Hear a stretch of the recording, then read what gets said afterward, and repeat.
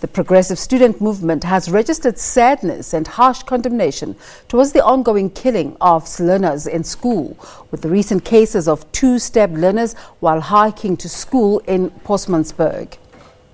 One learner was stabbed in Sebokeng and 2 who succumbed to food poisoning in Brits. By High School, the organization says all these learners have all lost their lives as a result of negligent Department of Basic Education.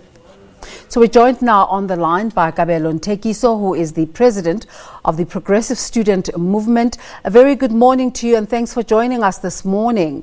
What would you like to see government doing about the ability to punish students? No, good morning, and good morning to the viewers at home there. Look, this matter is not only questioning the conscience of the government per se, but it's also questioning the conscience of the society at large.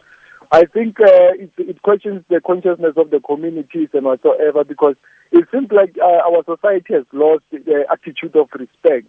And moreover, our communities have lost moral conscience. Like, if you look at these cases, the way they occur in schools, wherever they occur, on the roads and whatsoever, it questions the role of the communities in ensuring that our schools are safe, in ensuring that the places near our schools are safe.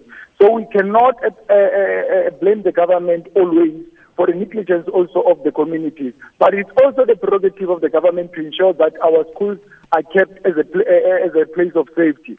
If you look, most of the schools, if I can be specific, almost 70% of the schools in South Africa, they don't have safety measures, they don't have safety precautions, they don't have safety infrastructure or mechanism put in place to protect students in our schools.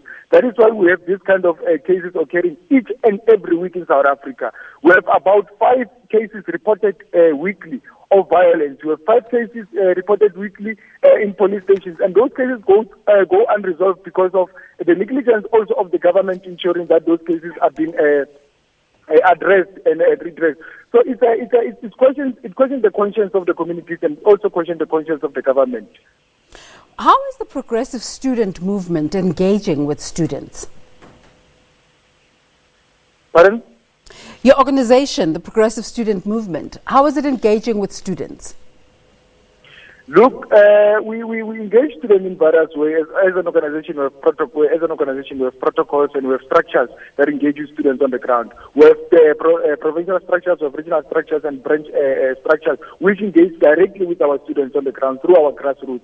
So we receive these cases, particularly on weekly basis. We receive these cases also from parents. If I can be specific, we had a case in Limpopo a few weeks back where a learner was beaten until he was paralyzed in a school. We received a case through the parents. So this is an ongoing process where we engage our learners in various schools. We visit schools, we do inspections in schools. So as we go by doing this inspection, we meet with these kind of cases from our learners and also the parents, as well as the community. We get these cases as we engage the communities on the ground. So how can you be part of the solution? Look, the solution is very much simple. We have submitted to the Department of Basic Education as per the resolution of the previous National Assembly that we had. We submitted to the Basic Education that, 1, let us have the deployment of permanent police officers in our schools. Let the SAPS expand the social cluster, and let it be a deployment of a police officer in each and every school in this country, because we are looking at a point whereby there are schools that don't have security, there are schools that cannot afford security personnel. So if we have an expanded social cluster, SAPS cluster, and we deploy a trained police officer in each and every school, then this is part of the solution. Secondly, we said to the department, let them engage the Department of Social Development. Let us have permanent social workers deployed in our schools. Each and every school has a permanent social worker, because we believe that most of these cases are as a result of psychological issues. Most of these cases are as a result of anger. Most of these learners have anger. But because they don't have someone to talk to within the school premises, they end up giving out that anger on other learners, which result to this issue of violence.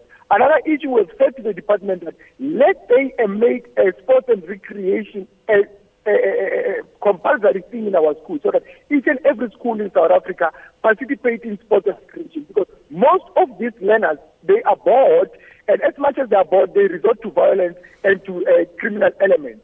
Another thing we have said to them that let them centralize the authority, the National Department of Basic Education, because the National Department of Basic Education doesn't have authority over schools. The authority is based on the provincial government. So we have said to them, let them take all the authority to the National Department so that the Minister of Basic Education can be directly responsible of the schools around South Africa. Because now we cannot hold Minister Motshekga responsible for the schools because the National Department is only liable for policy implementation, but it doesn't have control over the schools. And if you can look around, we have most of our NECs, they are very incompetent to a point that they cannot put in place a safety mechanism in the schools. So we need the department to be centralized to the national point so that the Department of Basic Education nationally can take control of the schools. But again, it also boils back to the communities. Our learners no longer have inspiration. We don't have inspiration in our communities.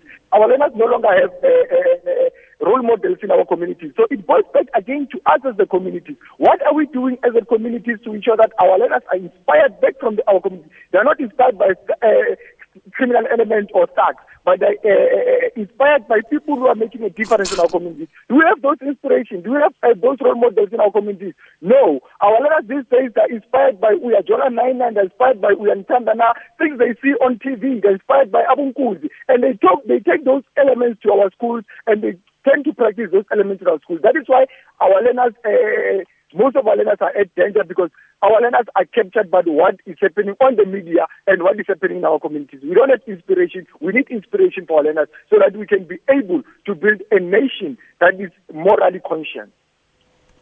So, from your perspective, what's the way forward?